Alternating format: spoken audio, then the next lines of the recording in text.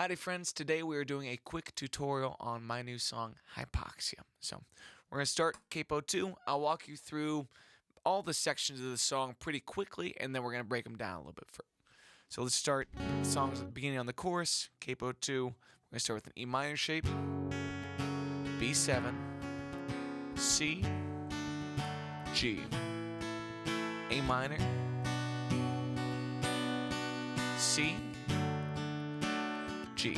That's the chorus. Here's the verse. C, G, D, E minor, D, C, G, D, E minor, D. C will build up into that chorus. Chorus again. E minor, B7, C, G, A minor, C, G. Now we're going to move on to the bridge. A minor to C, A minor, walk up to C, D. So that's our three main sections. Let me walk you through some of the smaller nuances if you want to get a little closer to the record. So that chorus, we're going to start off E minor 7. Now our B7 is going to be this first position. You got like a, take like your D7 shape, move it up, and then we have this little extension, that F sharp at the bottom. So very tight chord. C, I'm going to hold that G down with my pinky. I don't know if that will be a sus4 or a sus2, but it adds a nice continuity as we move from that half step from B7, and then it's going to persist throughout that G. So again, E minor, B7 with that F sharp, C, you're keeping that extension, just moving up. And typically I'm doing an A minor 7 there. Now add that G, C, G. So many times I'm adding this little G extension onto all these chords and just kind of leaving it throughout. So one more time, E minor, B7, so the F sharp, then becomes G. You're going to hold that throughout. A minor 7, add the G, C, back to G. Cool. Now moving back to the verse. First verse, we're picking through this C, G, D, E, E minor, D.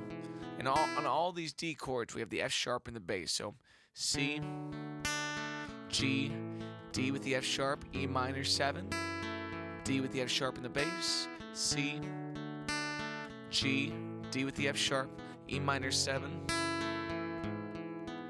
C. And a lot of times, even like that E minor 7, like we're going to lift up the middle finger from a typical E minor, we're going to add this D. So we're trying to keep a lot of these more kind of jangly notes persistent throughout the strumming pattern. So once that D lands, it stays throughout all these changes. The only time it drops down is the C. It stays, it stays. And we're building up on the C. Chorus, 3, 4, E minor, B7, C, G, A minor 7 with a G, C, G. Let's move back to the bridge really quick. We're going to be picking through this. So A minor 7, walk up to C, A minor 7, walk up to C. And you can move to a typical D shape right here, or you can take the C chord and just move it up 2 frets. It is some type of another like D suspended chord. I couldn't give you the definition of what that actually is, but it has a nice movement, and then we keep this G persistent.